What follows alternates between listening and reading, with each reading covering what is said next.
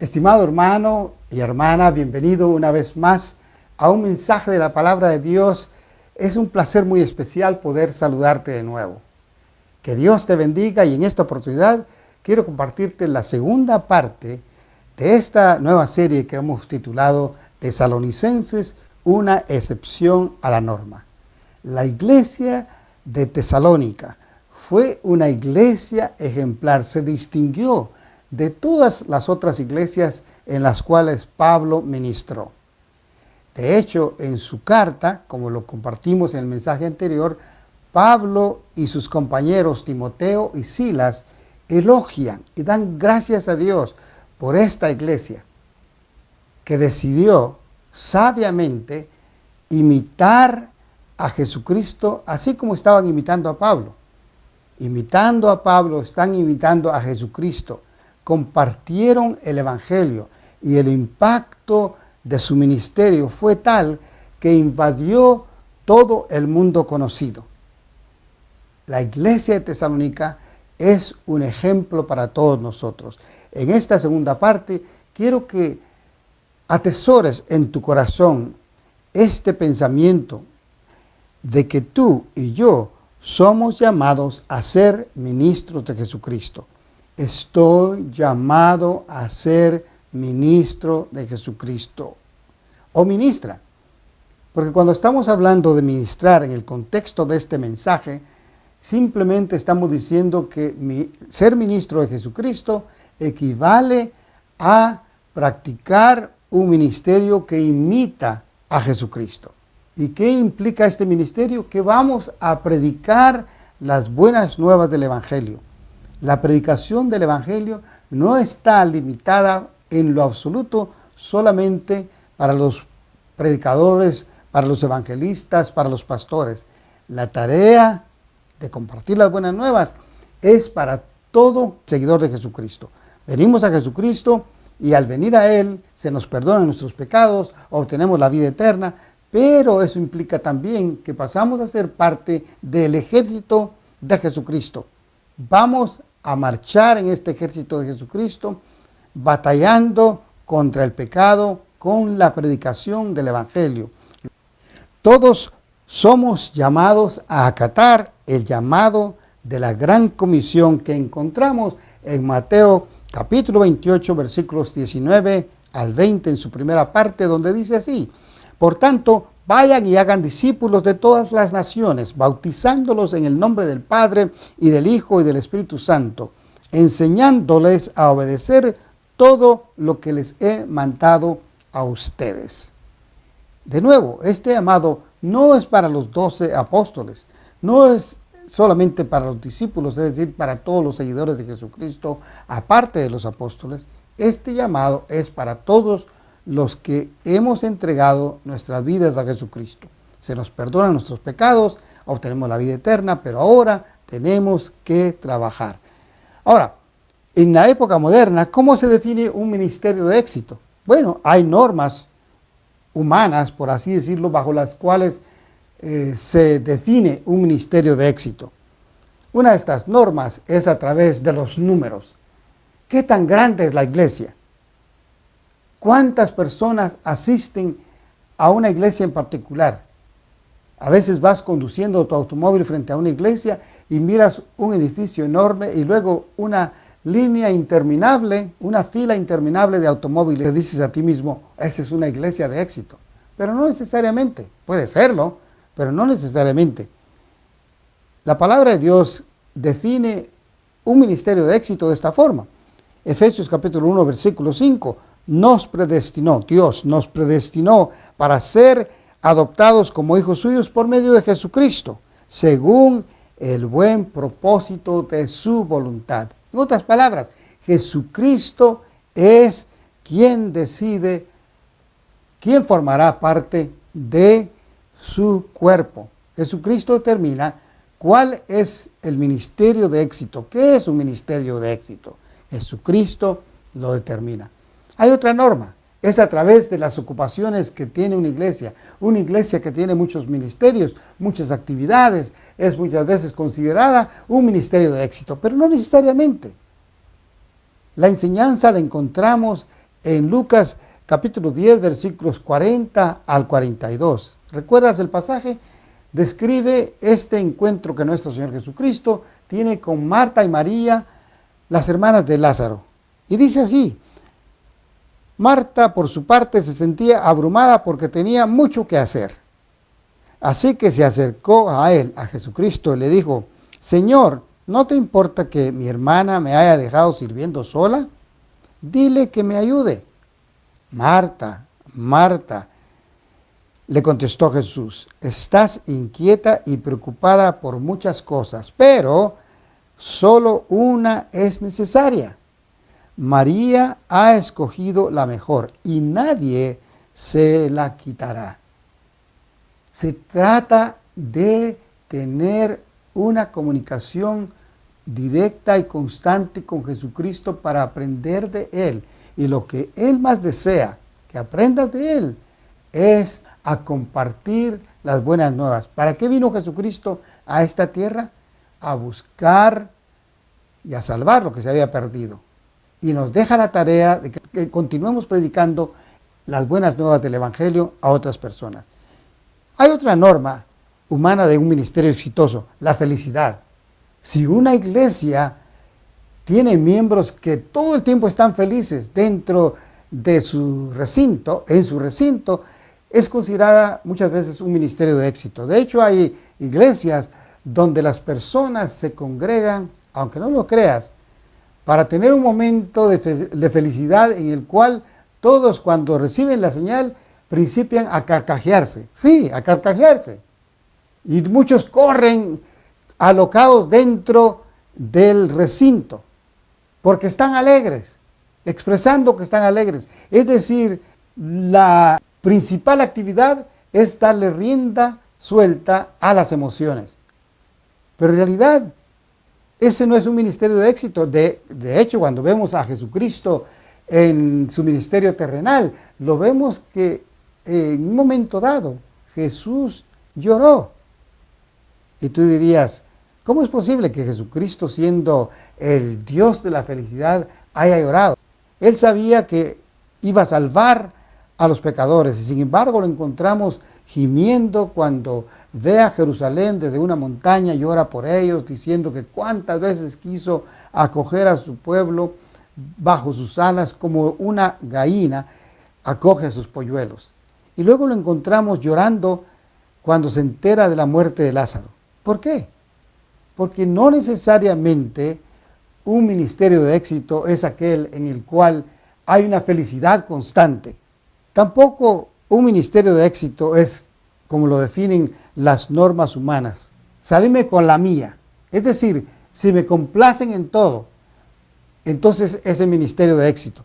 Voy a ir a una iglesia, voy a asistir a una iglesia donde me complazcan en todo. Ahora imagínate, una iglesia grande o pequeña, donde el ministerio está enfocado en complacer a cada persona.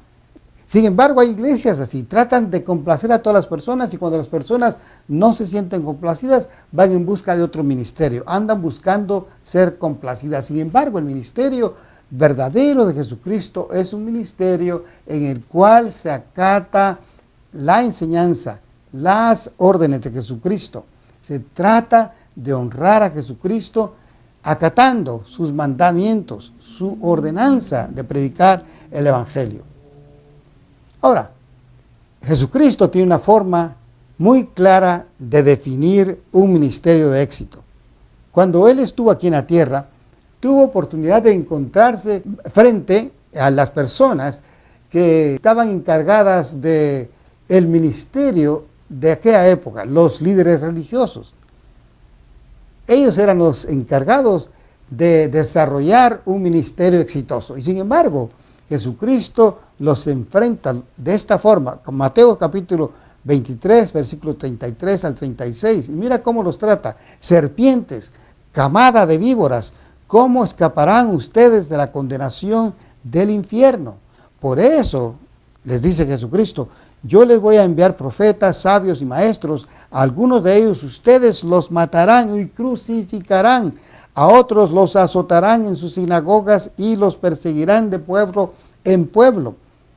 Versículo 35, así recaerá sobre ustedes la culpa de toda la sangre justa que ha sido derramada sobre la tierra, desde la sangre del justo Abel hasta la de Zacarías, hijo de Berequías, a quienes ustedes asesinaron entre el santuario y el altar de los sacrificios. Les aseguro, les dice Jesucristo, que todo esto vendrá sobre esta generación.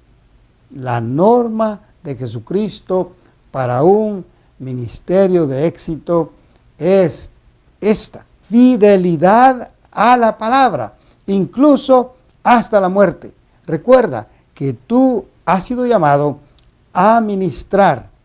Es por eso que el mensaje de hoy está titulado El porqué de imitar el ministerio para Cristo. Ese es el título del mensaje, el porqué de imitar el ministerio para Jesucristo. Es decir, hablando de imitar el ministerio de la iglesia de Tesalonicenses. 1 Tesalonicenses capítulo 1, versículos 6 a 7, un recordatorio del mensaje anterior. Ustedes se hicieron imitadores nuestros y del Señor cuando a pesar de muchos sufrimientos recibieron el mensaje con la alegría que infunde el Espíritu Santo. De esta manera se constituyeron en ejemplo, recuerda, para todos los creyentes de Macedonia y de Acaya. Cuando el ministerio, la iglesia o la vida son difíciles, es difícil imitar a Jesucristo. Fíjate que al compartirte este mensaje todavía estamos bajo los efectos de la pandemia. Y es increíble, el amor de muchos se ha enfriado. El amor de muchos por Jesucristo se ha enfriado durante esta pandemia. En lugar de buscar de Jesucristo, se han alejado. Y está sucediendo algo muy raro. Personas que no habían conocido a Jesucristo antes de la pandemia se han interesado por escuchar las buenas nuevas del Evangelio. Pero los que tenían ya tiempo de ser cristianos, supuestamente, se han alejado del Evangelio, de Jesucristo, de la iglesia. Y no estoy hablando de alejarse de la iglesia físicamente, es decir, de perder el interés por buscar ser ministrados por la palabra de Dios. Porque hay formas de hacerlo, como esta. A través de los medios de comunicación como la internet, podemos seguir escuchando el Evangelio y haciendo la obra de Jesucristo. En 1 Tesalonicenses capítulo 2, versículo 1 leemos esto: hermanos, bien saben que nuestra visita a ustedes no fue un fracaso. Los antecedentes del ministerio en Tesalónica fueron difíciles. Este primer versículo sugiere que los enemigos de Pablo estaban tratando de minimizar el impacto de la estancia misionera suya y de sus compañeros de ministerio en Tesalónica, diciendo que había sido inútil. Sin embargo, Pablo dice que los propios creyentes de Tesalónica son los mejores testigos, los testigos mejor informados. No obstante, por las palabras empleadas en los versículos que vamos a ver enseguida, parece ser que Pablo no mide el éxito de su visita principalmente por el número de personas incorporadas a la iglesia, sino por la integridad de los propios evangelistas. La integridad de ellos, cómo estaban viviendo y qué estaban compartiendo con las demás personas. Dice, nuestra visita no fue en vano porque tuvimos el valor de hablaros el Evangelio de Dios y porque nuestra exhortación no procede de error ni de impureza, contempla no la cantidad de convertidos, sino la calidad de su ministerio. Lo importante de la vida de una iglesia es la calidad de la predicación de la palabra de Dios, qué tan genuinamente estamos apegados a la palabra de Dios. Recuerda, la palabra de Dios es inalterable. No podemos cambiar la palabra de Dios, el mensaje de la palabra de Dios. Así que de una cosa podemos estar seguros: los enviados de Jesucristo son defendidos, siempre son defendidos por la palabra de Jesucristo. En Isaías capítulo 55, versículo 11, leemos esto respecto al poder de la palabra de Dios. Así es también la palabra que sale de mi boca, dice el Señor. No volverá a mí vacía, sino que hará lo que yo deseo y cumplirá con mis propósitos. Recuerda, el fiel mensajero de la palabra de Dios puede pensar que ha fracasado, pero es Dios quien garantiza que su palabra siempre cumple sus propósitos. Tu tarea y mi tarea al ministrar con la palabra de Dios es simplemente predicarla, simplemente compartirla. Los resultados son del Señor. Recuerda eso. No es debido a tu elocuencia, no es debido a tu capacidad, a tu intelecto, sino a tu fidelidad, a tu confianza a la promesa del Señor o en la promesa del Señor de que su palabra no regresará vacía, porque Él se encargará de que no sea de esa forma. El ministerio de Tesalónica fue eficaz porque la palabra se vivió y se habló. 1 Tesalonicenses 2, capítulo 2, versículo 2, dice el apóstol Pablo: y saben también que a pesar de las aflicciones e insultos que antes sufrimos en Filipos, cobramos confianza en nuestro Dios y nos atrevimos a comunicarles el Evangelio en medio de una gran lucha. El apóstol y sus compañeros de ministerio no desistieron de compartir la palabra de Dios debido a lo que habían sufrido, al encarcelamiento, a los azotes. Más bien cobraron más fuerza, un empeño mayor en compartir las buenas nuevas del Evangelio. Entonces, al empezar la defensa de su ministerio, Pablo recuerda a sus lectores cuál había sido su experiencia misionera inmediatamente antes de la visita que hicieron a Tesalónica. ¿Por qué? Porque la persecución en Filipos sucedió justamente unos días antes de llegar a Tesalónica y ellos permanecieron fieles al mensaje de la palabra. Recuerda esto: el enviado de Jesucristo experimenta la oposición. En Hechos capítulo 16, versículo 16 a 24, encontramos un relato muy interesante, que a veces la oposición va a venir directamente del enemigo, Satanás. Nota esto: en Hechos capítulo 16, de nuevo, versículos 16 a 24, dice esto: una vez cuando íbamos al lugar de oración, nos salió al encuentro una joven esclava que tenía un espíritu de adivinación. Con sus poderes ganaba mucho dinero para sus amos. Nos seguía a Pablo y a nosotros gritando, esta muchacha joven: estos hombres son siervos del Altísimo y les anuncian a ustedes el camino de salvación. Versículo 18. Así continuó durante muchos días. Por fin Pablo se molestó tanto que se volvió y reprendió al espíritu y le dijo esto: en el nombre de Jesucristo te ordeno que salgas de ella. Y en aquel mismo momento el espíritu la dejó.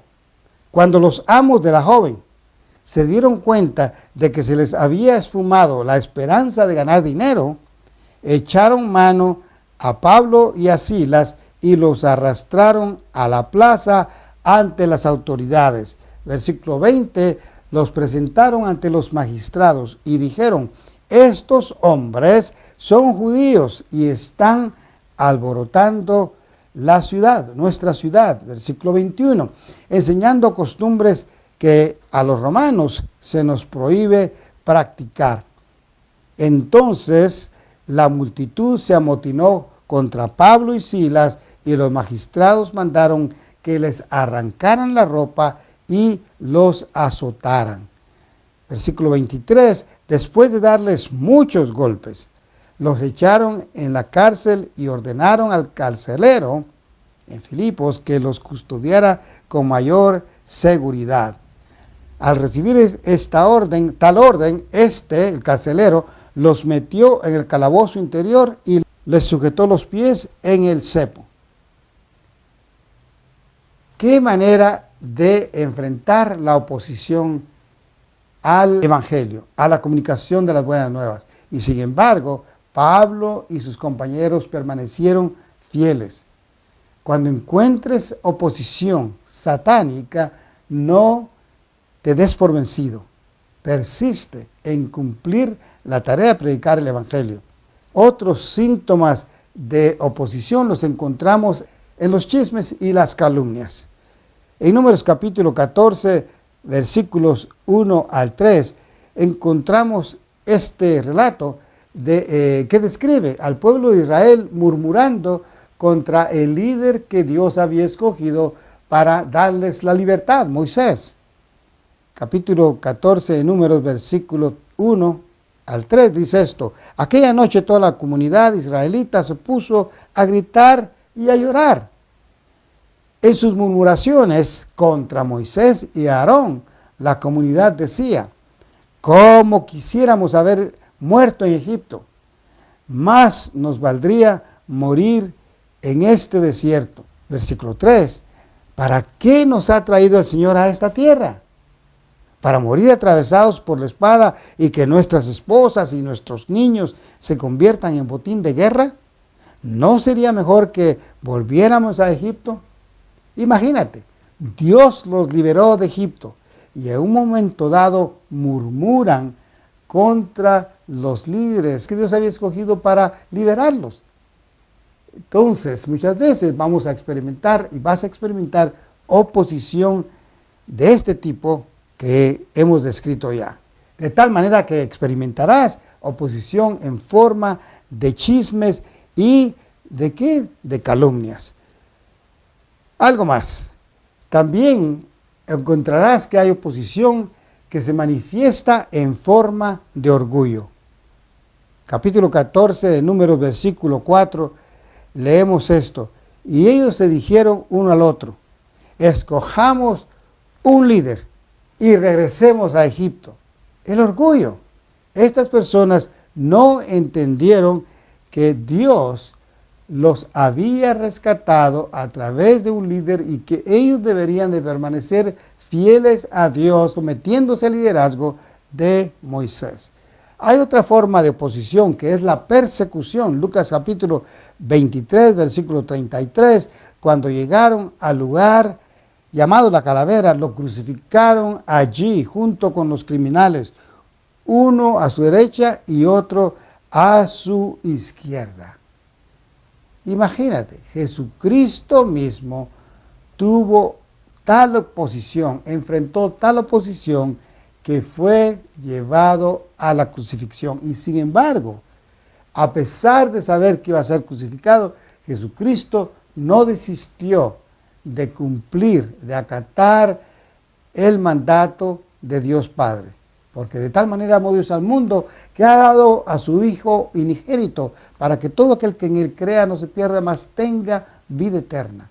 El amor de Dios hizo que Jesucristo estuviera dispuesto a morir por ti y por mí. Primera Tesalonicenses capítulo 2, versículo 3 dice esto: nuestra exhortación no se origina en el error ni en malas intenciones, ni procura engañar a nadie. Versículo 4, al contrario, hablamos como hombres a quienes Dios aprobó y les confió el evangelio. No tratamos de agradar a la gente, sino a Dios que examina nuestro corazón. Versículo 5, como saben, nunca hemos recurrido a las adulaciones ni a las excusas para obtener dinero. Dios es testigo. Versículo 6, tampoco hemos buscado honores de nadie, ni de ustedes, ni de otros. Versículo 7, aunque como apóstoles de Cristo hubiéramos podido ser exigentes con ustedes. Recuerda esta verdad: los ministros, tú y yo, trabajamos para complacer a Dios, no a los hombres. De eso se trata la vida cristiana. Tenemos a quien imitar y a quien obedecer: a Jesucristo. Él es nuestro líder. Haz la tarea fiel, imitando a los tesalonicenses, a Pablo, que imitó a Jesucristo, de predicando el evangelio de Jesucristo. Hay un pastor famoso, conocido aquí en los Estados Unidos y mundialmente. Su nombre es John MacArthur, o en español Juan MacArthur.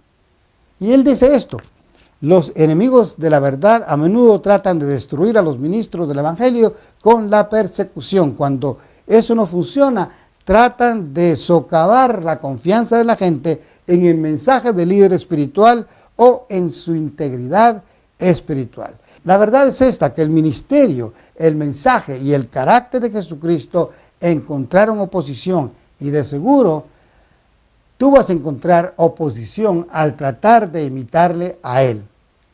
Pero debemos continuar adelante. Vivimos en un mundo en el que cada día más y más la sociedad está rechazando el mensaje del Evangelio.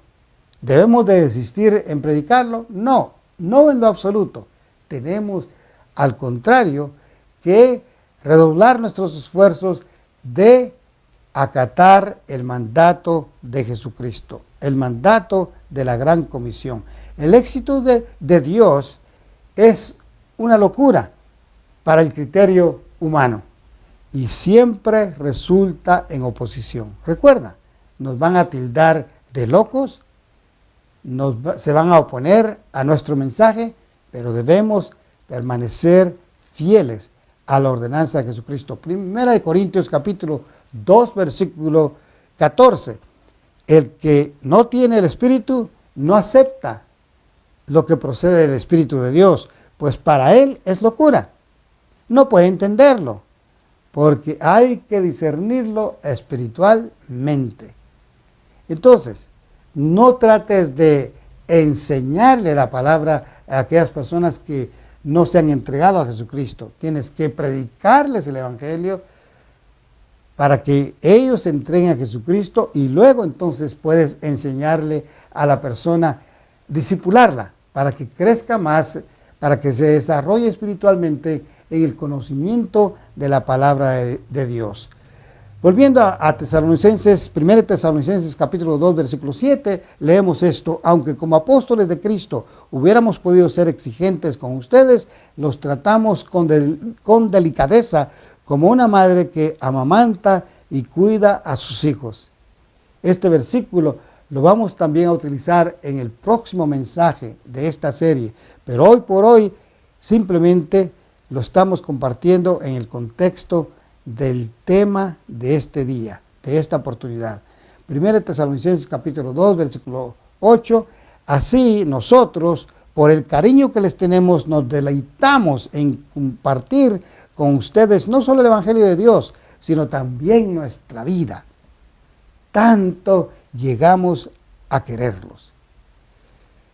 Las iglesias que son receptivas crean ministerios familiares que se defienden mutuamente como ministros contra la oposición. Dentro del círculo cristiano nos defendemos contra la oposición de la predicación o a la predicación del Evangelio de Jesucristo. Nos defendemos porque somos parte del mismo cuerpo de Jesucristo. Entonces, la iglesia que imita a la iglesia de Tesalónica es una iglesia que crea un ministerio apacible. Número 1, que practica la receptividad a Dios, que es receptible a lo que Dios dice y quiere que hagamos. De eso se trata un ministerio apacible. Obedecemos a Dios, imitamos a Dios en su amor por las personas. De la misma forma, nosotros amamos a las personas. Mateo capítulo 7, versículo 7 dice: pidan y se les dará, busquen y encontrarán, llamen y se les abrirá. Esa clase de relación tenemos con Dios ahora que Él es nuestro Padre. Así que un ministerio apacible es un ministerio que es receptible a Dios, pero también es receptible a la palabra. Escucha lo que dice 1 Tesalonicenses capítulo 2, versículo 13. Así que no dejamos de dar gracias a Dios, porque al oír ustedes la palabra de Dios que les predicamos, la aceptaron no como palabra humana, sino como lo que realmente es, palabra de Dios, la cual actúa en ustedes los creyentes. Repasando, un ministerio apacible es un ministerio que es receptible a Dios, que es receptible a la palabra, pero que también es receptible a los enviados de Dios, a los pastores, a los maestros. Nota lo que dice 1 Tesalonicenses capítulo 1, versículo 6. Recordemos este pasaje. Ustedes se hicieron imitadores nuestros y del Señor cuando a pesar de mucho sufrimiento recibieron el mensaje con la alegría que infunde el Espíritu Santo. De eso se trata el Evangelio. Debemos de imitar a aquellos líderes que a su vez están imitando fielmente a Jesucristo. Y si tú imitas a un siervo que fielmente está imitando a Jesucristo, puedes con tranquilidad pedirle a otras personas que se sientan libres de imitarte a ti. ¿Por qué? Porque tú estás imitando a Pablo, a Jesucristo, en la forma en que compartes el Evangelio. Se trata de imitar a Jesucristo. Entonces, un ministerio apacible es receptible a Dios, receptible a la palabra, receptible a los enviados de Dios, pero también es receptible a las personas. 1 Corintios capítulo 9, 22 dice esto: entre los débiles, el que escribe es Pablo, entre los débiles me hice débil a fin de ganar a los débiles. Me hice todo para todos, a fin de salvar a algunos por todos los medios posibles.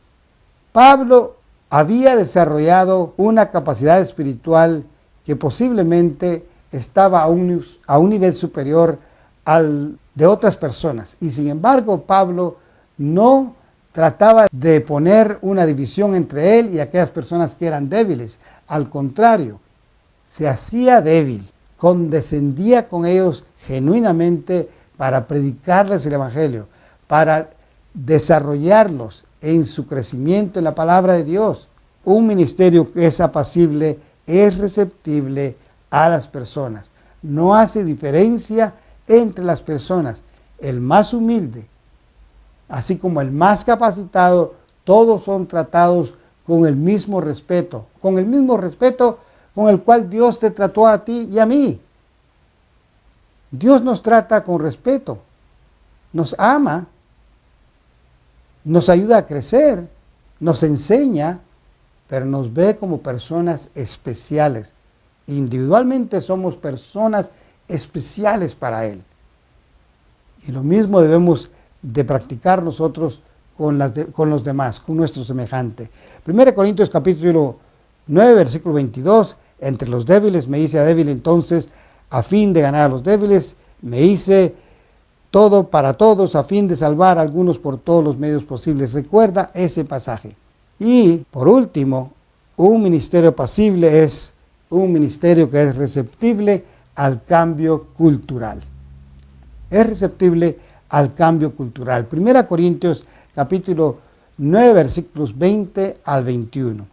Entre los judíos, dice el apóstol Pablo, me volví judío a fin de ganarlos a ellos. Entre los que viven bajo la ley, me volví como los que están sometidos a ella. Entre paréntesis, aunque yo mismo no vivo bajo la ley. Se cierra el paréntesis y continúa diciendo el apóstol, a fin de ganar a estos, a los que están bajo la ley. Versículo 21, entre los que no tienen la ley, es decir, los gentiles, entre los que no tienen la ley, me volví como los que están sin ley. Entre paréntesis, aunque no estoy libre de la ley de Dios, sino comprometido con la ley de Cristo. ¿Y cómo termina diciendo el apóstol Pablo? A fin de ganar a los que están sin ley. Culturalmente, es posible que las personas que te rodean sean diferentes, pero nuestra tarea, nuestro cometido no cambia. Debemos de ser receptibles a los cambios culturales, porque nuestra tarea, después de todo, está determinada por Cristo: ir y predicar el Evangelio hasta los confines de la tierra. Para terminar, los cristianos que reciben a Dios, la palabra de Dios, e imitan a los líderes de Dios, crean iglesias que resisten el paso del tiempo y todo tipo de persecución.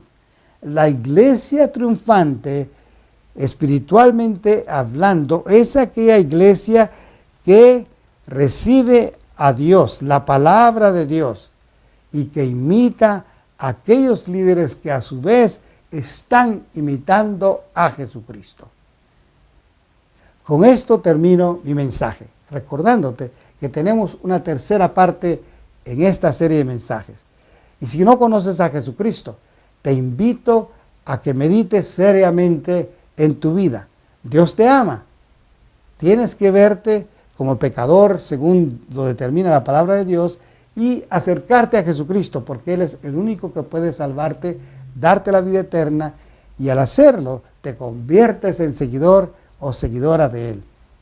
Así que con el favor de Dios nos veremos en el próximo mensaje de la palabra de Dios. Te envío un abrazo fraternal. Hasta pronto.